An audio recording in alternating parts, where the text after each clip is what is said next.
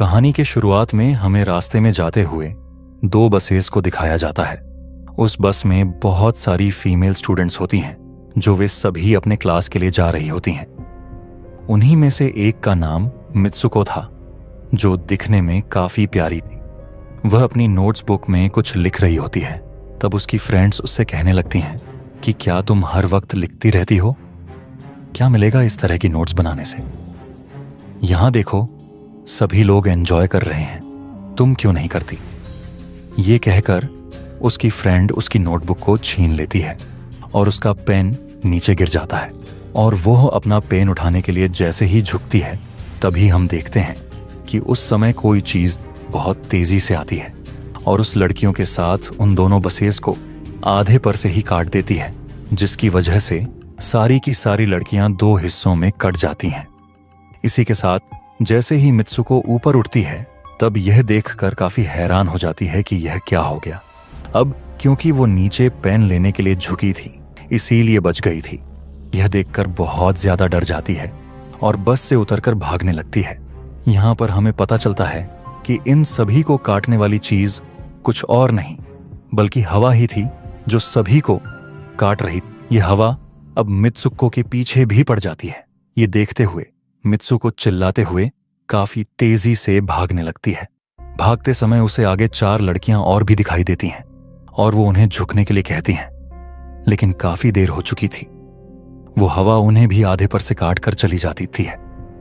लेकिन उनमें से मित्सुको एक लड़की को बचा लिया था कि तभी इन्हें कुछ साइकिलिंग करते हुए लड़कियां नजर आती हैं जो कहीं पर जा रही थी। उन्हें भी यह बचाने की कोशिश करती हैं, लेकिन वो हवा उनके साथ भी वही करता है जो अभी इनके दोस्तों के साथ हुआ। और इसी दौरान वो लड़की भी मारी जाती है जिसे अभी उस अदृश्य चीज से बचाया था। अब वो ये देखकर काफी डर जाती है और वो इधर उधर भागने लगती है।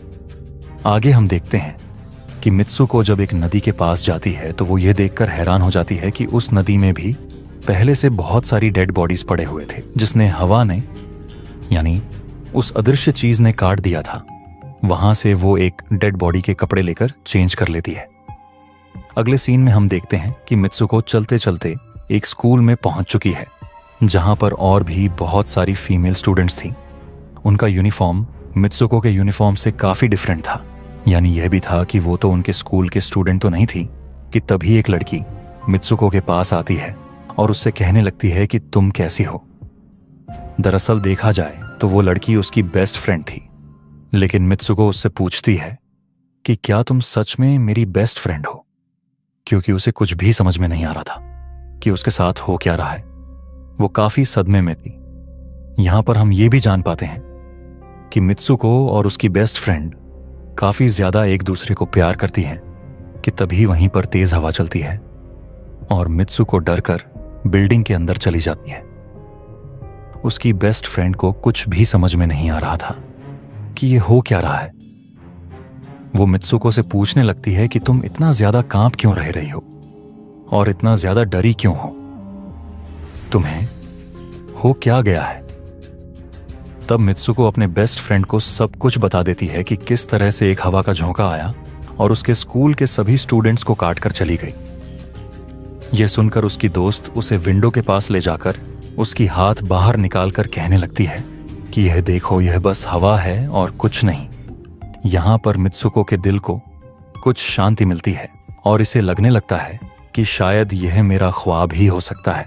जिसके बाद मित्सुको का बेस्ट फ्रेंड अपने 2 और दोस्तों को लेती है और क्लास को बंद करने का प्लान बनाती है। जैसे ही ये चारों क्लास के बाहर जाने के लिए निकलने ही वाली होती हैं कि तभी वहां पर उनकी टीचर आ जाती हैं और उन्हें देख लेती हैं। लेकिन वो चारों वहां से भाग जाती हैं। वे चारों भागते भागते एक लेक पर आ जाती हैं। वहां पर मित्सुको की बेस्ट फ्रेंड अपने दोनों दोस्तों को भी उसके ख्वाब के बारे में बताती है। तभी उनमें से एक लड़की कहती है कि हो सकता है कि यह सच हो, जैसे मिरर वर्ल्ड होती है जहां पर इस दुनिया से अपोजिट यानी उल्टा होता है। ये कहकर वो तालाब में एक पत्थर फेंककर कहने लगती है कि देखो, यहां पर मैंने तो पत्थर फेंका है, लेकिन हो सकता है कि दूसरी दुनिया में मैंने ऐसा ना किया हो। कि तभी अचानक से उस तालाब में से एक क्रोकोडाइल निकल कर आता है उसमें से एक लड़की को खा जाता है। फिर वो लड़की कहने लगती है कि देखो, मैंने कहा था ना, जो इस दुनिया में होता है वो उस दुनिया में बिल्कुल भी नहीं होता, और जो उस दुनिया में हो रहा है वो इस दुनिया में नहीं हो सकता। तो इसको भी उसी दुनिया में मगरमच्छ ने खाया है। और यहां पर ये देखो, ये तो बिल्कुल सेफ है। उसी लेक के पास एक बिस्तर यानी एक बेड नजर आता है। यह चारों उस बेड से तकिए को उठाकर खेलने लगती हैं कि तभी हम देखते हैं दूर से दो लड़कियां इन्हें देख रही थीं। उन दोनों लड़कियों में से एक ब्राइडल बनी हुई थी, क्योंकि ये दोनों लड़कियां आपस में एक दूसरे से शादी कर ली थी। जिसके बाद उनमें से एक फ्रेंड बताती है कि हमें कुछ ऐसा करना होगा जो उस दुनिया में इम्पॉसिबल हो, क्योंकि हमारी किस्मत तो पहले से लिखी जा चुकी है, लेकिन हम इसे बदल भी सकते हैं। जिसके बाद ये सभी लड़कियां अपने स्कूल में वापस आती हैं और नेक्स्ट लेक्चर लेने के लिए क्लास में चली जाती हैं कि तभी मित्सुको देखती है उसके पास एक तकिया पड़ा हुआ है। अब जैसे ही वो इस तकिए को उठाने के लिए नीचे झुकती है कि तभी उसकी टीचर पूरे क्लास में गन से फायर करने लगती है। और जैसे ही मित्सुको उस तकिए को उठाकर ऊपर देखती है तो उसके क्लास के सभी लड़कियां मारी जा चुकी होती हैं। और यहां पर एक बार फिर वो बच जाती है, जैसे पिछली बार अपने ड्रीम्स में बच गई थी। मित्सुको की टीचर उसके पास आकर कहती है कि तुम्हारी हिम्मत कैसे हो गई इस क्लास को बंद करने की, तुम्हारा भी मरना तय है। कि तभी उसी वक्त दो लड़कियां और आ जाती हैं और मित्सुको को बचाकर वहां से भागने की कोशिश करती है, लेकिन एक दूसरी टीचर वहां पर आकर उन दोनों लड़कियों को मौत के घाट उतार देती है। अब जितने भी स्टूडेंट्स की जान बच गई थी, मित्सुको उनके साथ बाहर भागने लगती हैं, लेकिन स्कूल की सभी टीचर्स उन सभी लड़कियों पर फायरिंग करने लग जाती हैं। अब यहां पर फायरिंग के दौरान सभी लड़कियां जैसे ही वहां से बाहर आती हैं तो यहां पर हवा उन्हें काट देती है। यहां पर अब मित्सुको यहां पर एक बार फिर से अकेली रह जाती है और वो वहां से भागकर क्राउड एरिया से होता हुआ पुलिस स्टेशन में जाती है। वो वहां पर सब कुछ बताने लगती है। उसकी यह बात सुनने के बाद पुलिस वाली लड़की उससे कहती है कि लेकिन तुमने स्कूल वाली कपड़े तो नहीं पहने हुए हैं। और जब वो उसके सामने एक मिरर को रखती है तब मित्सुको उस मिरर में देखती है कि वो तो एकदम से बदल गई होती है और लोग उसे मित्सुको के नाम से नहीं बल्कि उसे किसी और नाम से बुला रहे थे। यहां पर हमें पता चलता है कि उसकी शादी होने वाली थी। तब वही पुलिस ऑफिसर उसे उसकी शादी के लिए लेकर जाती है। यह देखकर आसपास के लोग उसे कांग्रेचुलेशन दे रहे थे। अब जैसे ही वे सभी उसे लेकर चर्च पहुंचते हैं तो मित्सुको को बेस्ट फ्रेंड भी वहीं पर मौजूद होती है। मित्सुको उससे पूछने लगती है कि यह सब मेरे साथ क्या हो रहा है। तब उसकी दोस्त उससे कहती है कि अभी खामोश रहो, हम अभी किसी के कंट्रोल में हैं, बस जैसा मैं कहूं तो तुम वैसा ही करो। और यह कहते हुए वो उसका वेडिंग ड्रेस पहना है और उसे वहां जाने के लिए कहती है। अब जैसे ही वह अपनी मैरिज सेरेमनी के लिए आगे बढ़ती है तो वहां की सभी लड़कियां उसका मजाक उड़ाने लगती हैं। यह देखकर उसकी बेस्ट फ्रेंड एक एक करके सभी को मारना शुरू कर देती है। जिसके बाद जैसे ही मित्सुको आगे बढ़ती है तो उसके ग्रूम की जगह एक ताबूत खड़ा हुआ नजर आता है। उस ताबूत को खोले जाने पर एक बड़ा पिग बाहर निकल कर आता है। मित्सुको उसे देखकर काफी ज्यादा डरने लगती है और एक टूटी हुई बोतल से उस पर अटैक कर देती है। जिसके बाद मित्सुको और उसकी बेस्ट फ्रेंड चर्च से भागते हुए बाहर आ जाती हैं। यहां गेट पर भी दो लड़कियां इन्हें रोकने की कोशिश करती हैं, लेकिन मित्सुको की बेस्ट फ्रेंड इन्हें मारकर वहां से भाग जाते हैं। उधर मित्सुको दूसरी तरफ भाग रही थी क्योंकि अब उसे लगने लगा था कि उसके साथ कुछ ज्यादा ही गलत हो रहा है। आगे जाने पर एक और मिरर में खुद को देखती है तो वह एक बार फिर से खुद को बदला हुआ पाती है। अब जिस जगह पर मित्सुको थी वहीं पर रेस हो रही थी कि तभी उसके पास कुछ लड़कियां आकर उससे कहने लगती हैं कि तुम तो बहुत अच्छी रेसर हो, खड़ी क्यों हो, भाग क्यों नहीं रही।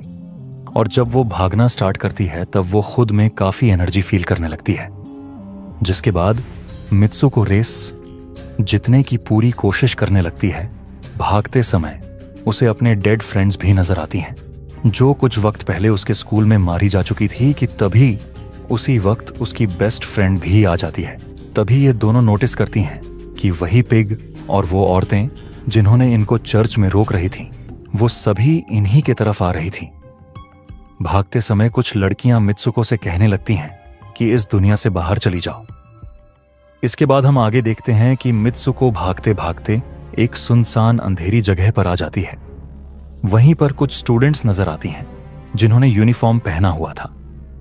वो सभी लड़कियां मित्सुको से कहने लगती हैं कि हम सभी मरे हुए हैं और तुम्हें भी मार देंगे। लेकिन तभी मित्सुको की बेस्ट फ्रेंड वहां पर आकर उस लड़की को मारकर वहां से मित्सुको को भगा ले जाती है। मित्सुको की बेस्ट फ्रेंड उसे अपना नाम जोर जोर से पुणे के लिए कहती है, जिस पर मित्सुको अपना नाम जोर जोर से लेने लगती है। इसी के साथ मित्सुको अपना असली रूप में वापस आ जाती है। उसकी बेस्ट फ्रेंड उसे अपना हाथ दिखाते हुए कहती है कि प्लीज मेरे हाथ में जो वायर लगी हुई है उसे बाहर खींच दो ताकि मैं इस दुनिया से बाहर जा सकूं। लेकिन मित्सुको को डर भी था कि कहीं ये वायर खींचने से उसकी जान ना चली जाए। और क्योंकि मित्सुको अपने बेस्ट फ्रेंड को काफी ज्यादा प्यार करती थी, इसलिए वो ऐसा नहीं करना चाहती थी। लेकिन ज्यादा उसे फोर्स करने पर वो उसकी वायर्स खींच देती है। वायर खींचते ही उसकी बेस्ट फ्रेंड की बॉडी 2 हिस्सों में बढ़ जाती है और तभी उसी वक्त उसे एक गेट नजर आती है। उस दरवाजे से बाहर आने पर वो देखती है कि अब वो आदमियों की दुनिया में आ चुकी है। वहीं पर उसके पोस्टर्स भी लगे हुए थे, जिस पोस्टर को कुछ लड़के देख रहे थे। तभी एक लड़का मित्सुको के पास आकर कहता है कि तुम फ्यूचर में हो। इस बात को सुनते ही वह बेहोश हो जाती है। कुछ टाइम के बाद जब उसे होश आता है तब वो आगे बढ़ती है। तब वो देखती है कि एक बूढ़ा आदमी गेम खेल रहा होता है और उसी गेम में मित्सुको वही कैरेक्टर नजर आती है जो अभी बनी हुई है। मित्सुको को देखते ही बूढ़ा आदमी कहने लगता है कि मैंने ही इस गेम को बनाया है और मैं ही हूं जो तुम लोगों को कंट्रोल कर रहा हूं। तुम तो बहुत पहले मारी जा चुकी थी, लेकिन मैंने तुम्हारा डीएनए लेकर तुम्हें फिर से बनाया मित्सुको को। जब यह बात सुनकर उसे पता चल जाता है कि यह एक गेम है, तो उसे लगता है कि शायद मैं अभी भी अपने दुनिया में जा सकती हूं। कि तभी उसी समय एक आदमी आता है और मित्सुको को अपने पास बुलाने लगता है। तब वो बूढ़ा आदमी मित्सुको से उसकी आखिरी लेवल को कंप्लीट करने के लिए कहता है। वो आगे बढ़ने लगती है कि तभी मित्सुको को अपने दोस्त की कही हुई बात याद आ जाती है कि अगर हम इस दुनिया में कुछ ऐसा करेंगे जो दूसरी दुनिया में इम्पॉसिबल हो तो तुम इस गेम से बाहर आ जाओगी। और इसी के साथ वो इस आदमी का गला दबा देती है और कहने लगती है, बस करो, हमारे साथ खेलना। यह कहकर मित्सुको उस बूढ़े आदमी की छड़ी को उठाकर अपने पेट में घुसा देती है, जिस इस वजह से उसकी मौत हो जाती है। और यहां पर हम देखते हैं कि बूढ़ा आदमी यह सोच भी नहीं सकता था कि मित्सुको ऐसा कुछ कर सकती थी। और इसी के साथ उसकी डेस्टिनी पूरी तरह से चेंज हो जाती है। वो इस दुनिया में यानी गेम में तो मर चुकी थी, लेकिन असली दुनिया में वो अभी भी जिंदा थी। आगे हमें यह भी दिखाया जाता है कि मित्सुको के बाकी के कैरेक्टर्स भी किसी न किसी वजह से अपने आप को मार लेते हैं और अब वे सभी गेम का पार्ट नहीं थे। अगले सीन में मेन मित्सुको को बर्फीले जगह पर लेटा हुआ दिखाया जाता है और अब वह अपने रियल वर्ल्ड में आ चुकी थी। और इसी के साथ ये दिमाग घुमा देने वाली कहानी यहीं पर खत्म हो जाती है। आगे और भी ऐसे ही एक्सप्लेनेशन मूवीज देखने के लिए कमेंट में नेक्स्ट लिखना ना भूलें। Thanks for watching.